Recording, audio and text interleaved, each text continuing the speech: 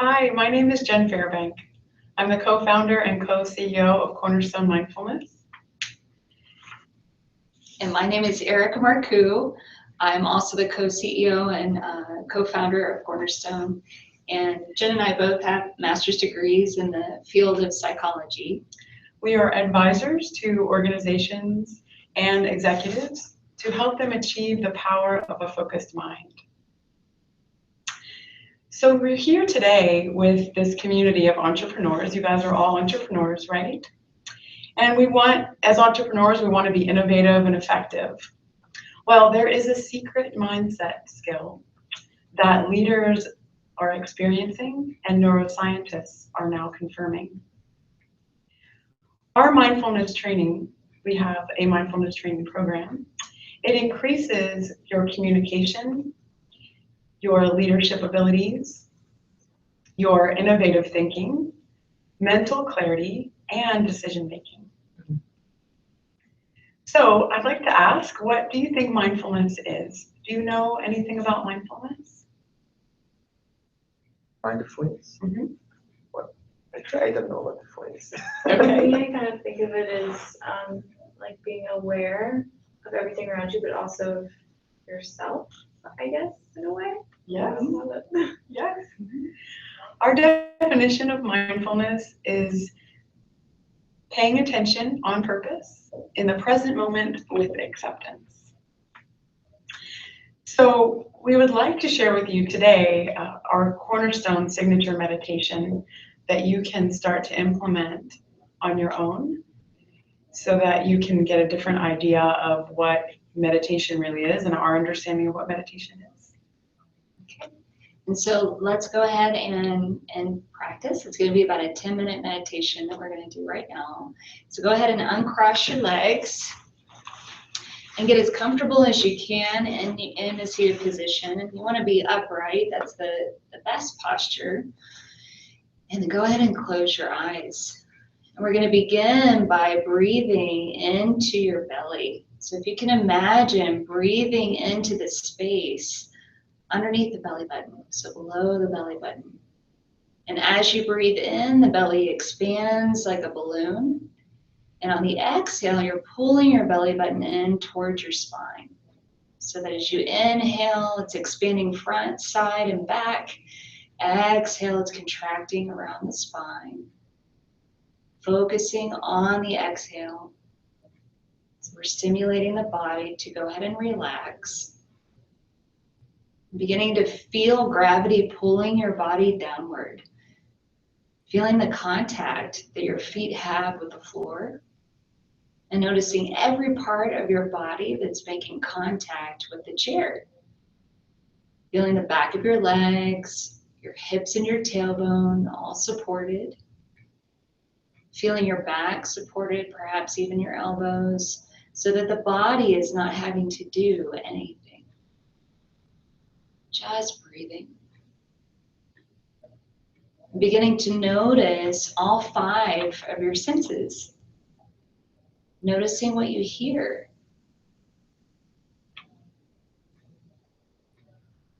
Notice what you see with your eyes closed. Maybe it's dark. Maybe there's shapes or colors. Beginning to notice what you smell.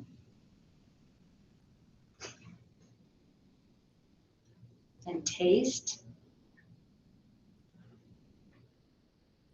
Noticing what your clothes feel like on your skin.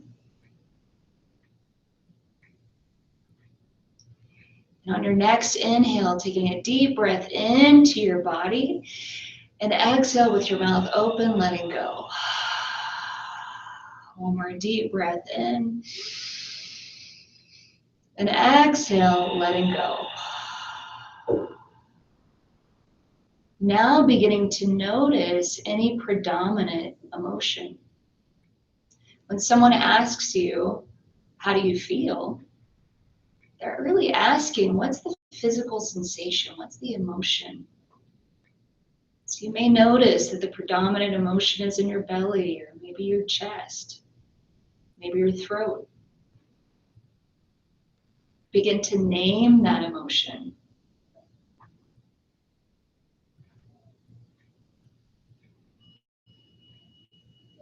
Being with the emotion. And now on your next inhale, breathing into it, name it, and exhale again with your mouth open, let it go and move. Another deep breath into the emotion, name it, exhale and let it go or move. And now beginning to notice the muscles in your body. Begin to notice those muscles that feel tight. Notice the muscles that feel relaxed. Notice the different temperatures in your body of coolness and warmth.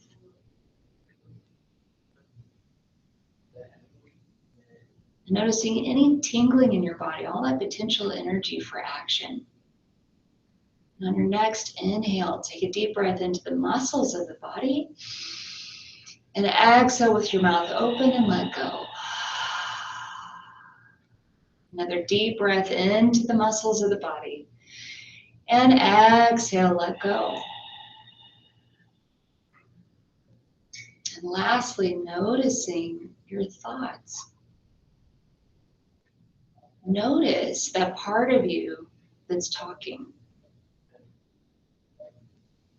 Begin to notice if those thoughts are fast or slow.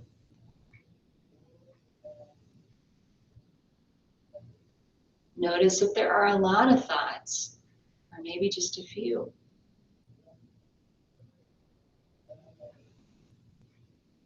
Beginning to notice that space between your thoughts. Knowing that you are the listener, just observing. Beginning to see these thoughts as clouds in the sky. Taking a deep breath in, and this time exhale and blow the thought clouds away. Another deep breath in, and exhale, blowing the thought clouds away. Allowing your awareness to begin to expand, just like being in an airplane, moving above the thought clouds. Bigger than any action, any emotion, or physical sensation, coming into full contact with who you really are, which is infinitely wise and conscious, infinitely loving and compassionate, peaceful, calm, and relaxed. And as you stay in this meditation with your eyes closed, I'm going to read to you what you just experienced. By breathing deeply, you activated your parasympathetic nervous system that enabled you to relax. By focusing on your five senses and letting them go, you began to focus your attention internally.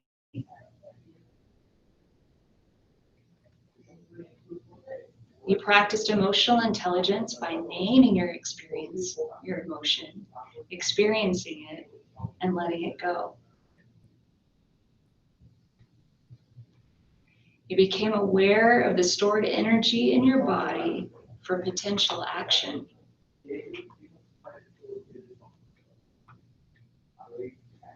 You practiced concentration by seeing your thoughts and letting them go. And hopefully you had an experience of peace and calm.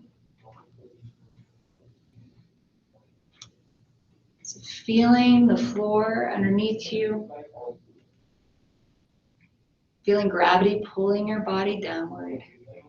Begin to imagine the four walls around you. And gently begin to open your eyes. Would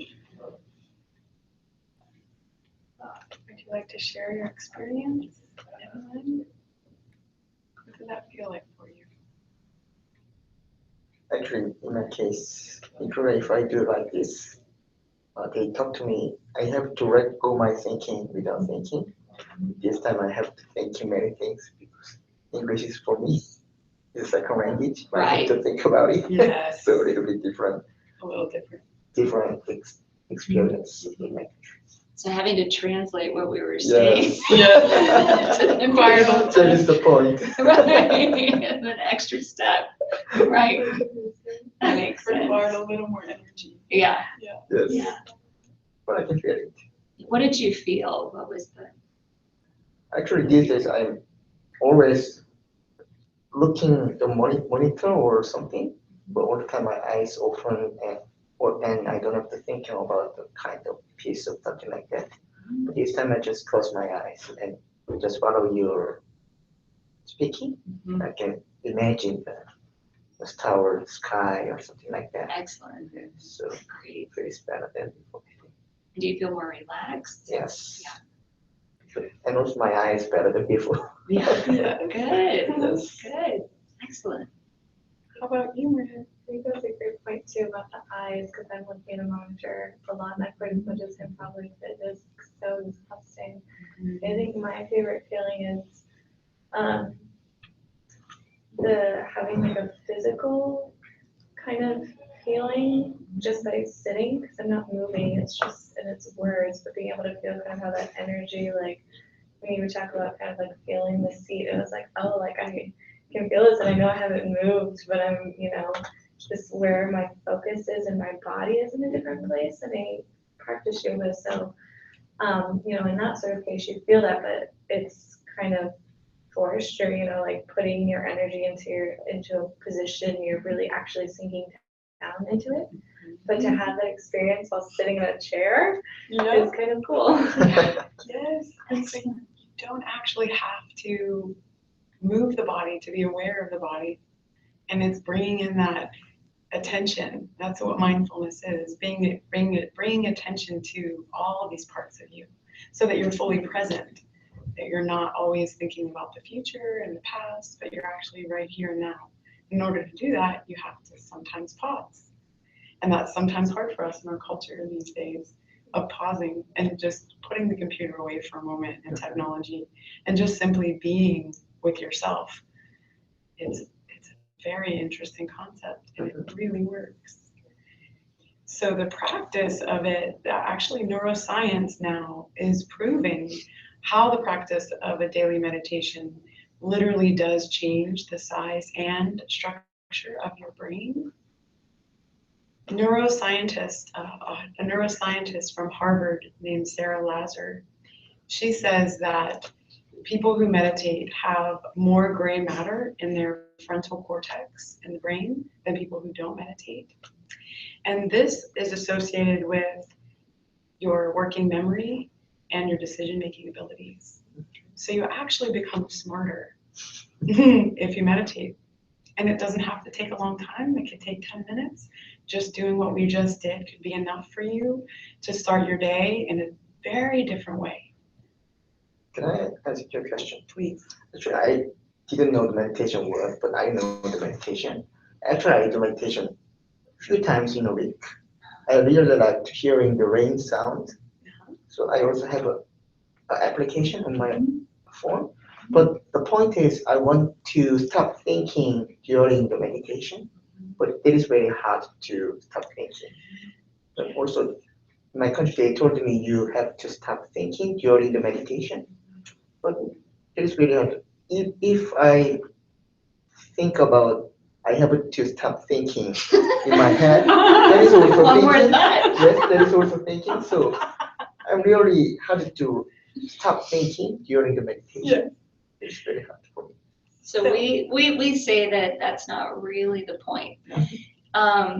We have every human being has about 50,000 thoughts a day. So to stop that, it's kind of to stop the to do the impossible. So most of those thoughts are negative and repetitive. They're habitual.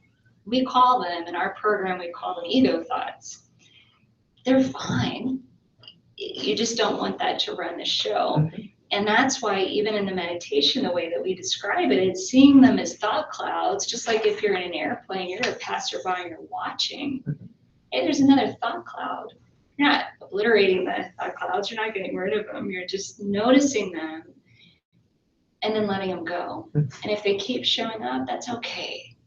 Because that internal struggle to get rid of them, or it actually kind of gets in the way of actually getting to the meditation itself. I hope that makes sense. So it's kind of using the sky metaphor. It's like the clouds are there, but you are the sky itself, bigger than that thought. So I just try to empty my brain, but that is very hard. Well, you don't have to empty your brain. Right. It is being with it and accepting the thoughts as they come, but not becoming attached to them. So it's literally like Erica said, you're just watching them go by.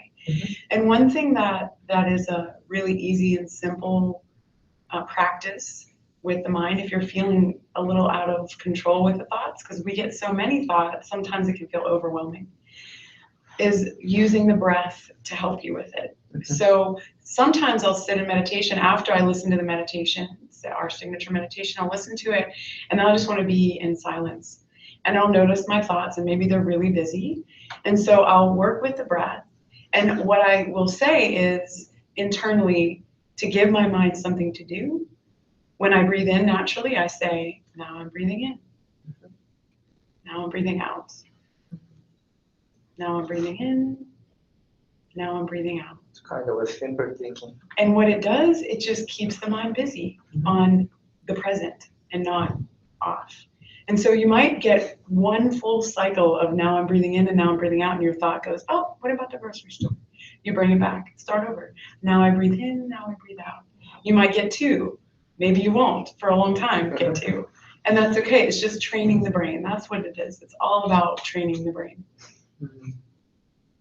So I wonder, you talked to me about if I do meditation one day for 10 minutes, the life is different. But I was do that, but not every day. I try to do meditation after wake up, but it's very hard to do every day because sometimes I wake up late. Yes. And then I have to hurry to go workplace. But the problem is usually I wake up late. So I try to change it before I go to bed.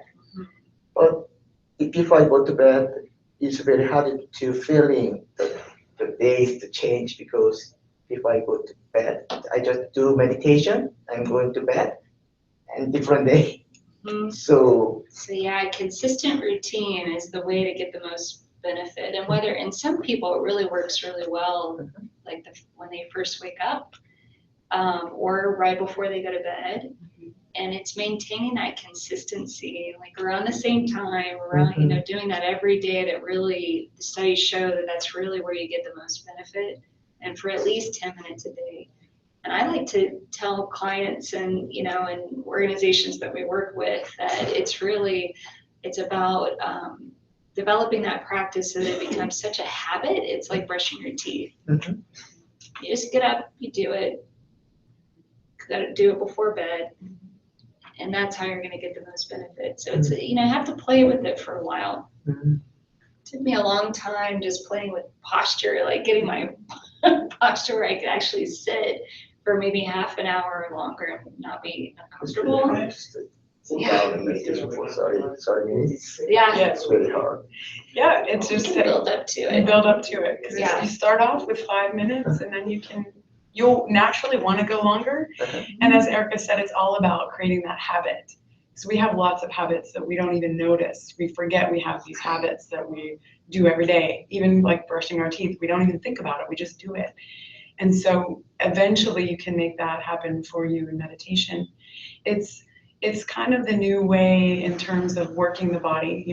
Back in the 80s, working out was a new thing. Well, we realized that we needed to work out our bodies to be healthy. And so now everybody works out. We just know that that's a part of living. Now we understand from a scientific perspective that the brain actually can be worked out too, and it's imperative that it is, because even no matter what age we are, our brains are neuroplastic, which means that they are permeable and they are workable, and we have the ability to grow them in a healthy way and to actually change the neuro transmitters. And that is rehab, creating new habits is part of that. And so this is a great way to train the brain. The best way to train the brain is through meditation. And we rely on our brains and our minds so much to kind of bring this back into business and speaking to entrepreneurs, which we are entrepreneurs. How imperative it is to be able to focus on a task and complete it. How important it is to be able to have a good working memory. There's some other Innovative thinking, being able to make decisions clearly and understand those consequences in a clear way. There's so many demands that we have on our minds, and to not have the training makes everything so much more disorganized and stressful. So I can attest to that. I mean, through meditating, and clearly that's what I teach, but I also practice it often, and just seeing the difference in my ability to handle so much more complexity and be able to stay more in the moment and more present and really understanding what is important in that moment and what's not, being able to discern that is all a product of meditation. And it's also a product of the skills that Jen and I teach around really understanding your body and what stress actually is and how to use stress to your advantage. Also, being able to develop more emotional intelligence so that the emotions don't become so overwhelming that kind of knocks you off course or knocks somebody else off course. And also the behavioral awareness piece is really how to be a leader and how to be an effective one, a professional. And also, again, back to the mind, it's developing more mental clarity and your ability to really be as intelligent as you can in the moment, and really, again, seeing things clearly. And all of that is a product of being more aware. And Erica was speaking about, really starting to speak about our training. We have a program that we've developed, and we also have an online business mindfulness training. And we have a logo that kind of speaks to our whole program in a nutshell. And this is our logo. Can you see that? Yeah, it's Cool. a little small. But It's a little small. Well, it's a flower, and there's different colors, and the flowers, each petal represents a different part of our program. And so the red stone is body awareness, and that's really talking about the stress that we ensue in life and how to be more balanced with stress, and really how to use it to your advantage. That stress isn't a bad thing. It's actually really gets us to be more productive and driven, and that's how I think all of us are entrepreneurs, right? Is sometimes we feel that nudge, and that stress is really healthy. So that is our stress piece. And then we have the second stone, which is orange, and that represents emotional intelligence. So we have a whole piece around emotional intelligence and how to use your emotions to your advantage as well, and learn what they are, really understand what you're feeling. Is it hard, right? Tell me a little bit about your experience with emotion. Actually, in Korea, people try to hiding their emotion, but in US, I know that usually directly. But in my case, I'm really directly my direct person. So when I upset, I didn't hide my feeling. I just go straight. I'm upset. So sometimes it's better, but actually I don't have any stress, because when I upset, I just express my feeling. I'm upset. Usually I don't have any stress. But sometimes, usually for the working space, it's really not good. Yeah, it depends on how you're sharing Yes. that emotion. If you're my client, you're talking about kind of silly things, but I have to behind my feeling. But at that time, I'm always upset. I talk to them. That is not good. That is not exactly so. The Right, client doesn't like it. right. So a way that you could do that, here's a suggestion. It's like, well, there's lots of things I want to share about that, but you're talking about American culture that you're Mhm. saying that we're more assertive or we're more kind of out with it than maybe South Korea. Is that right? Give it down. Yes. So there's, and that's healthy.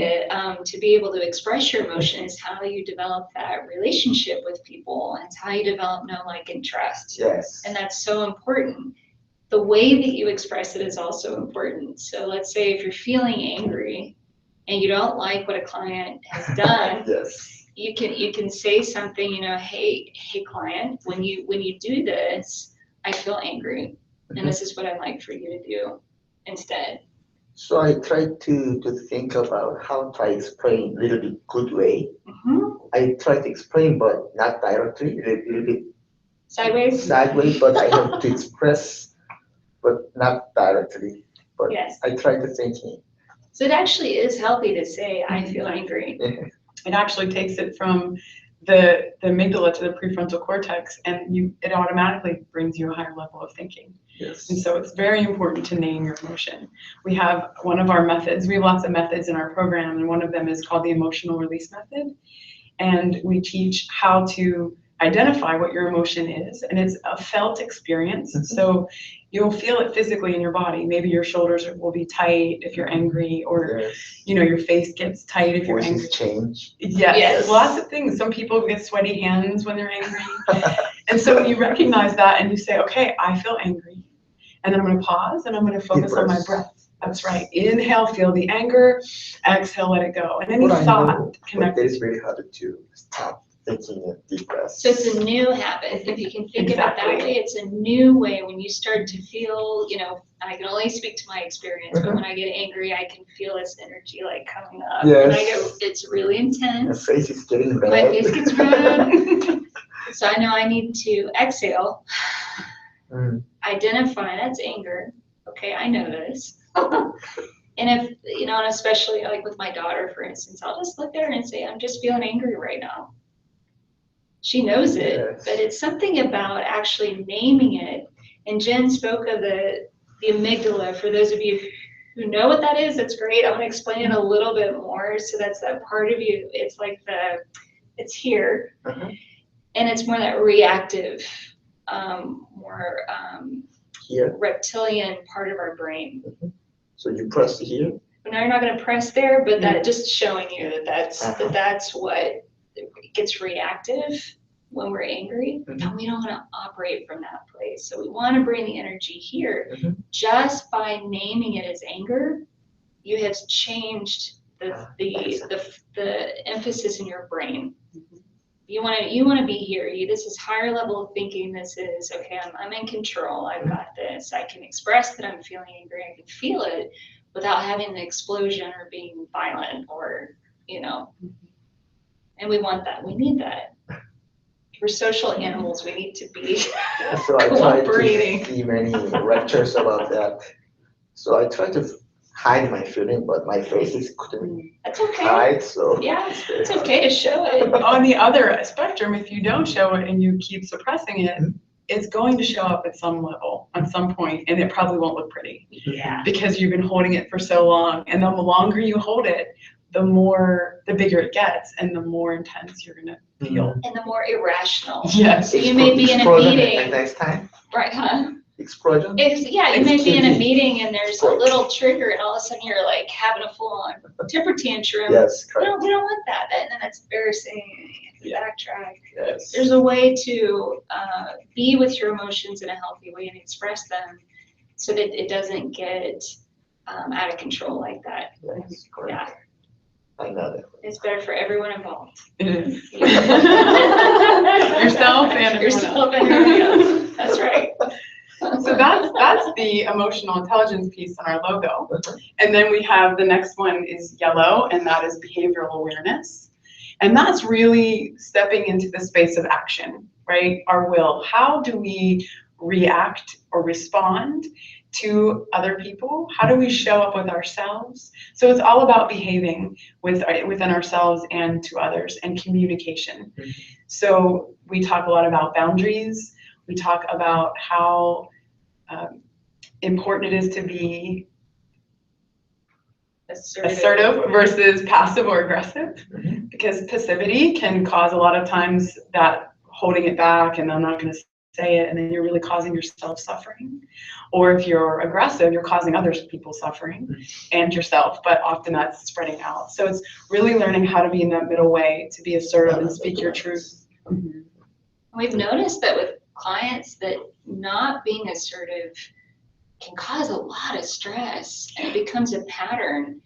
And even passivity, being passive, that means not speaking up or not saying what's true for you, can actually be pretty harmful. We don't think about it that way. We think, oh, I'm being nice. But it's really the way that it plays out. It's you're not really showing up, and you're not saying what you need in that moment, and it could have negative consequences. So it's just a way, what we teach is really a way to be more in balance with your life and more in balance with others, so that your life is as smooth as it can be. And it's just a lot of these old habits that we grew up with, that we saw modeled either in school or from parents, that we just don't know better. We don't know that there are different options, but there are. And it's just a matter of learning what they are. And then, for companies, it's being all on the same page, so that you're all operating on from that same mindset and all behaving in a similar way, so that you reinforce that. And that's where not only does it happen on an individual level, but then you start to change the corporate culture in which you work, and then that has an even bigger impact, so that you're in a community that's healthy and knows how to moderate their stress level and knows how to behave in a way that's beneficial for everybody. And that's our goal. That is, can you imagine the world being in that place? Everybody meditates, everybody's present and growing their level of awareness within themselves, and able to communicate effectively. And it would be nice. It's gonna happen. Everybody do medication with no argue anymore. Yeah. And you can argue, it's just in a healthy way. Yeah, A constructive it's how you do it. argument is beautiful. An ineffective argument where you're just being verbally violent, or Yeah. that doesn't get you where you want to be ultimately. Yeah. So the last piece of, well, not the last, but our fourth stone is green, and that represents the mind, and we call this the mindful watcher, where you're really stepping back and observing, because really there's a part of us that observes all of our life, right? We are more than just this physical body, and so you want to be able to step back within yourself and just kind of see, where am I? What am I doing? How am I behaving? Am I present? What am I feeling? What are my thoughts? It's really just being that observer to your life in a way that is objective, which that's also a practice in and of itself, of really learning to step back a little bit and view yourself in a different light. So there is kind of a training course? Yes. Yes, we have a few different options for training courses. We work with executives one-on-one, and we also work with communities, organizations, and groups. So we work with groups up to 20 people, and they go through our online program. It's a 6-module program. If we're in a group, we'll work with them for 6 months. And they'll do the online portion on their own, and then we come in and go deeper in the work with them, answering questions and doing meditations and such. It's all about retraining the brain. Yeah. Any questions about that? There is the blue stone. Look at you, you're on it, I love it. Yes. And the last piece is the blue part, which, as you can see, filters into all the other stones. And the blue part represents conscious compassion. Consciousness is knowing, having an understanding, and compassion is caring. Caring about this. And so it's caring and loving, caring and knowing about all 4 of these parts. So you can care about your physical body, but if you don't know what to do with it to make it healthy, you're not going to get very far, right? You could really care or not care about your emotions at all, but you know what to do with them. Then you're not going to do anything either. So it's really about bringing those in together, consciousness and compassion, and how to show up with that in your life all the time. So that everywhere that you are, everything that you're doing, you're in consciousness and you're in compassion, completely present and aware of your experience. And the other part of that, which I'd love to share, is if you can imagine that consciousness and compassion are like two wings of a bird. Mm-hmm. So if you are not balanced within that, so let's say you're really heavy on compassion and there's not enough consciousness there, it's going to lead to either self-pity or pitying other people. That's not really what this is about. And then at the other end of that, if you're too heavy on consciousness, it can easily lead to judgment. That could be self-judgment, it could be judgment of others or situations. So it's bringing in that compassion so that it's completely balanced. And so that's an important aspect to really getting the center. And I like to say that's the point. That's the whole point of the whole program. And, just everyone kind of, we all have different areas in our life that we're already strong in and some areas in life that we're weak in. And what we hope to do with every person that we come in contact with is to help them become strong in all of these areas, especially with consciousness and compassion. Because that's the way to get the most out of your life. To be fully self-empowered. That you're taking responsibility for your life again, instead of blaming everyone outside of yourself for your problems. A lot of us do that by nature.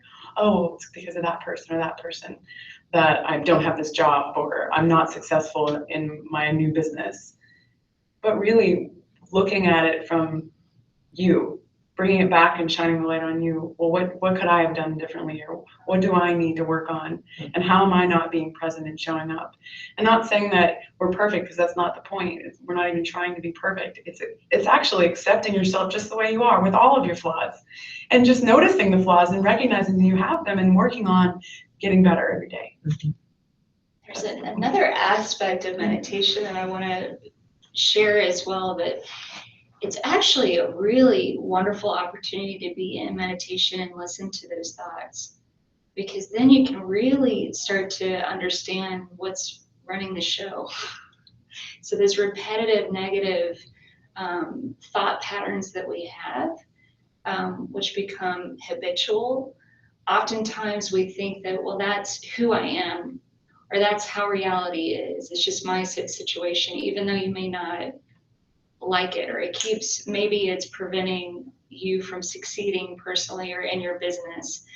And it's really being able to step back and listen, and oh my gosh, I have this really limiting thought that is getting in the way of my business being successful.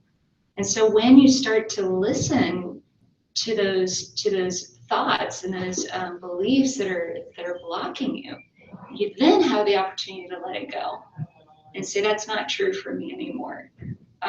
Or there's another bigger reality that I want to embrace at this point. So it is a lot, it's work. It's work. But I'll tell you, it's worth it. And on so many levels. Yes. We wouldn't be practicing it or teaching it if we didn't think that it was awesome. Yes. It has changed our lives. Every day it changes our lives. Every day we have new insights and new experiences, and we share our experiences and we meditate together, and we've grown our business through meditation, and we'll continue, because that's how we get our answers to even be inventive and to create new products, is through meditation, just being in stillness and checking in. And then you get answers. If you just give yourself some time and space for it, you will receive everything that you already need to know. Already is in you. All the wisdom is already there. It's just a matter of being still and finding it. Listening, receiving. All right, well, thank you all so much for Thank you. joining us, and I'm gonna go ahead and stop the broadcast, and then, Thank you. we can have any last questions. And then any other thing, one more thing, if you're interested and anybody that's online wants to know more about us, you can go to cornerstonemindfulness.com and look at our programs, and we'd be happy to answer any questions you have. Reach out to us. Please contact us. Yeah, We love it. want to hear from people. We love We to love it. interact and meet with people and talk. So we're very open. Thank you. Yeah, well, thank Thank you. you.